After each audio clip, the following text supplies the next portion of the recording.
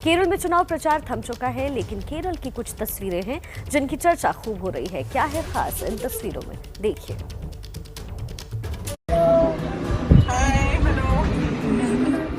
बच्चों के साथ खाना खाते हुए राहुल गांधी वीडियो कॉलिंग के जरिए इन बच्चों की बात अपनी बहन प्रियंका गांधी से करवा रहे हैं।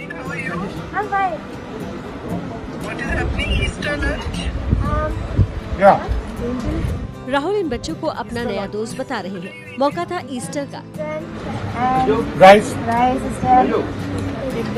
तस्वीरें राहुल गांधी के संसदीय क्षेत्र वायनाड की हैं। विधानसभा चुनाव प्रचार के लिए केरल में राहुल गांधी बिल्कुल अलग अंदाज में नजर आ रहे हैं। राहुल के लिए एक बच्ची फूल लेकर सड़क किनारे खड़ी थी। काफिले के साथ गुजर रहे राहुल ने जब बच्ची को देखा तो रुककर बच्ची से फूल भी कबूल किया।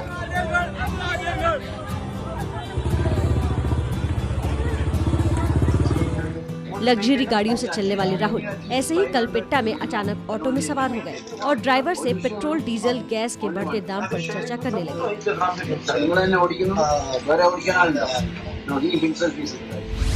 सबके बीच पहुंच जाने वाले राहुल के अलग अलग रूप से जहां लोगों के दिल जीतने की कोशिश नजर आती है, वहीं राजनीतिक लक्ष्य भी साधा जा रहा है।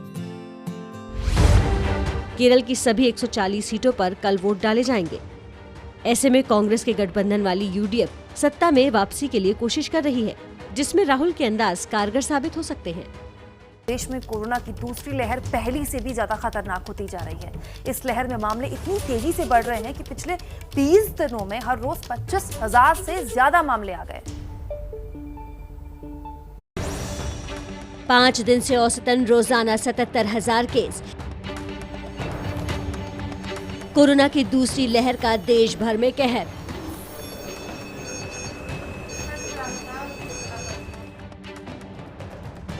कोरोना के केस तेजी से बढ़ रहे हैं, फिर भी लोगों की लापरवाही नहीं थम रही। लोगों में बढ़ती लापरवाही और पिछले दिनों एयरपोर्ट पर यात्रियों की स्क्रीनिंग में ढील की वजह से ब्रिटेन, ब्राजील, साउथ अफ्रीका और अमेरिका से आने वाले यात्रियों के साथ कोरोना का नया वेरिएंट भी भारत आ पहुंचा है। कोरोना के इस नए वेरिएंट की वजह से पिछले 5 दिनों में कोरोना केस का औसत 77,930 तक पहुंच चुका है। 31 मार्च को देश में कोरोना के 53,480 केस सामने आए थे। उसके बाद 1 अप्रैल को ये आंकड़ा बढ़कर 72,330 तक पहुंच गया। 2 अप्रैल को कोरोना के 81,466 केस, 3 अप्रैल को 89,129 केस और कल यानी 4 अप्रैल को कोरोना मामले 93,249 के पार पहुंच गए। पिछले साल मार्च में संपूर्ण लॉकडाउन लगने की वजह से कोरोना की रफ्तार काफी धीमी रही थी, लेकिन इस साल कुछ राज्यों में नाइट कर्फ्यू लगने के बाद भी कोरोना की रफ्तार धीमी पड़ने के बजाय दोगुनी तेजी से बढ़ रही है। तो कोरोना का ग्राफ तेजी से बढ़ता नजर आ रहा है और महाराष्ट्र की हालत भी कुछ ऐसी है। महाराष्ट्र अब लॉकडाउन की तरफ दोबारा लौट चुका है। क्या है महाराष्ट्र के हालात और सरकार को क्यों होना पड़ा सख्त, देखिए।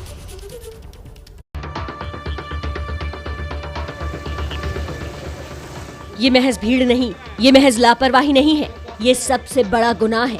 नतीजा महाराष्ट्र को नई सख्ती झेलनी पड़ेगी। महाराष्ट्र में वीकेंड पर पूरी तरह लॉकडाउन रहेगा।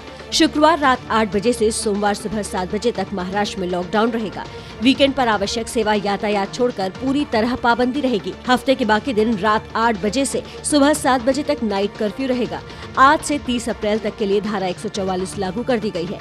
धार्मिक स्थल, मॉल, बाजार, होटल, रेस्टोरेंट, बार बंद रहेंगे। स्कूल और कॉलेज भी बंद रहेंगे। शादी में 50 और अंतिम संस्कार में 20 लोग शामिल हो सकेंगे। सरकार को जिन हालात में ये कदम उठाने पड़े, उसकी नींव डाली लगातार बढ़ते हुए कोरोना के आंकड़ों ने। महाराष्ट्र में 24 घंटे में रिकॉर्ड 57,074 मामले दर्ज किए गए, जबकि 222 लोगों की मौत हुई। मुंबई में 11,163 नए केस सामने आए और 25 लोगों की जान चली गई। विंटर कैपिटल नागपुर में 4,110 नए केस सामने आए और 62 लोगों की मौत हुई है। इन आंकड़ों के लिए ईंधन का काम लोगों की लापरवाही ने किया है। महाराष्ट्र में बिगड़ते हालात को देखते हुए सभी दलों ने सरकार के फैसले का समर्थन किया है। शिखा, हालात बेकाबू होने के बाद जागे तो क्या जागे, यूपी में भी जमकर लापरवाही हो रही है। जनता के प्रतिनिधि ही नियमों की धज्जियां उड़ा रहे हैं। फूल मालाओं से लदे मंत्री जी, उनके स्वागत में जुटे कार्यकर्ता और कार्यक्रम में शामिल होने आए लोग। न किसी के चेहरे पर मास्क है, न ही 2 गज की दूरी का पालन किया जा रहा है। यूपी के अयोध्या की तस्वीरें, जहां मौका था व्यापार प्रतिनिधिमंडल की कार्य समिति के शपथ ग्रहण समारोह का, और फूल मालाओं से लदे ये हैं यूपी के कानून मंत्री ब्रिजेश पाठक, जो कोरोना नियमों की धज्जियां उड़ा रहे हैं। सवाल उठाने पर मंत्री जी के जवाब भी अनोखे हैं। आप पत्रकार साथी, आप भी कन्विंस करो, हम भी कन्विंस करते हैं, फिर सरकार अपना काम करेगी। उत्तर प्रदेश के कानून मंत्री की ये लापरवाही तब सामने आई है जब प्रदेश में कोरोना के आंकड़े हर रोज नई ऊंचाई छू रहे हैं। यूपी में पिछले 24 घंटे में 4164 कोरोना केस आए हैं। वहीं 24 घंटे में 31 लोगों के मौत की खबर है। यूपी की राजधानी लखनऊ में सबसे ज्यादा 1041 मरीज मिले और 6 लोगों की जान चली गई। देखिए, एक तरफ कोरोना के केसेस लगातार बढ़ते जा रहे हैं तो दूसरी तरफ वैक्सीनेशन की रफ्तार भी तेज हो रही है। देखिए कहां कोरोना वैक्सीन लगवाने वालों को गिफ्ट्स दिए जा रहे हैं। कोरोना वैक्सीन लगवाओ और सोने का नोज पिन और हैंड ब्लेंडर का रिटर्न गिफ्ट ले जाओ। टीकाकरण में शामिल होने आओ और भरपेट खाने का लुत्फ उठाओ। ये 2 तस्वीरें गुजरात के राजकोट की हैं, जहां कोरोना के टीकाकरण के लिए प्रोत्साहित करने की अनोखी पहल सामने आई है। राजकोट के स्वर्णकार समुदाय ने वैक्सीन लगवाने वाले लोगों को खास गिफ्ट देकर उत्साह बढ़ाया। कोरोना कैंप में जिन महिलाओं ने वैक्सीन लगवाया, उन्हें गिफ्ट के तौर पर सोने की एक नोज पिन तो पुरुषों को हैंड ब्लेंडर दिया गया। हमें सोनानी चूक दी है, ये બધા લોકોને सब लोगों ने ये लोगों दिया है और हमें बहुत आनंद है। हमारे को गिफ्ट मिली है, पुरुषों को ब्लेंडर झरनी मिली। ऐसा ही प्रोत्साहन का कार्य राजकोट के एक गैर सरकारी संस्था जैन विजन ग्रुप ने भी किया। वैक्सीन लगवाने आए लोगों को सुबह के नाश्ते से लेकर रात के खाने तक की व्यवस्था करवाई। रसीकरण करने आए तो हमने ये किया, ऐसा आयोजन किया है कि वो खाना खा के जाए। सुबह अगर आए तो सुबह यहाँ ब्रेकफास्ट किए, दोपहर में आए तो लंच, शाम को आए तो डिनर। कोरोना महामारी की दूसरी लहर के बीच देश भर में टीकाकरण का अभियान अपने जोरों पर है।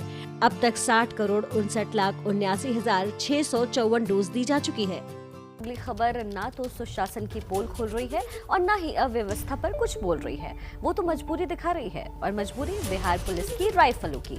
राजकीय सम्मान में फायर होना था, बंदूकों ने साफ साफ कह दिया हम नहीं करते फायर वायर। देखिए, आखिरी दर्शन के लिए लाखों की भीड़। हजरत वाली रहमानी को राजकीय सम्मान की तैयारी। वर्दी पर कलफ लगाकर पुलिस वाले भी तैयार थे। देश के बड़े मुस्लिम धर्मगुरुओं में से एक हजरत वली रहमानी को मानने वाले भी इंतजार में थे।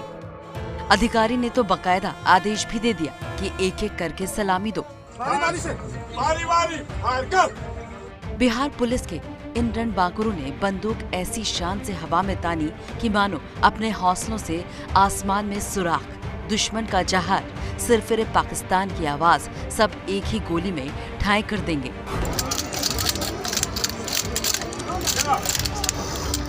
लेकिन बिहार पुलिस की नाकामी के रविवार पर बंदूकों ने हड़ताल कर दी। एक एक करके सारी गोलियां लजाती शर्माती दुल्हन की तरह बंदूक के चैम्बर के घूंघट से ही ना निकली। सामने सूबे के डीएम, डीआईजी, एसपी मूक दर्शक बनकर अपनी पुलिस की चांदमारी देखते रहे। फिर मुंगेर के मुंगेरी लालों ने बंदूकें ठीक करने का बीड़ा उठाया।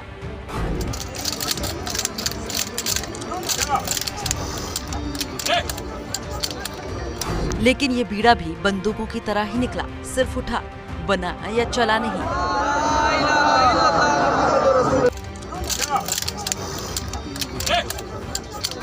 मौके की नजाकत और अधिकारियों के सामने होती मलानत देख बिहार पुलिस के कुछ संजय लीला भंसालियों के दिमाग का बल्ब जला। उन्होंने गोलियों का प्लेबैक करा दिया। जी हाँ, गोलियों का प्लेबैक। आगे वाले जवान बंदूक कंधे पर टिकाए खड़े रहे और पीछे वाले जवानों ने गोलियां चलाकर प्लेबैक दे दिया। चलिए, हो गया।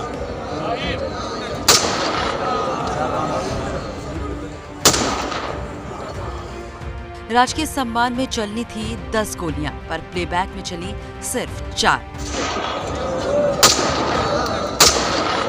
आसपास के लोगों का सब्र भी जवाब दे गया और 4 गोलियों के बाद ही हजरत वली रहमानी को सुपुर्द खाक किया गया। इस बीच एक बड़ी खबर बाहुबली मुख्तार अंसारी को लेकर बड़ी खबर यह है कि तमाम खींचतान के बाद आज पंजाब से यूपी लाया जाएगा मुख्तार अंसारी को। ब्रेकिंग न्यूज इस समय की यह है कि बांदा पुलिस थोड़ी देर में रवाना हो जाएगी पंजाब के लिए। बांदा पुलिस ने तमाम तैयारियां पूरी कर ली हैं। पुलिस के साथ पीएसी के कमांडोज भी रहेंगे। मुख्तार को सड़क के रास्ते यूपी लाया जाएगा।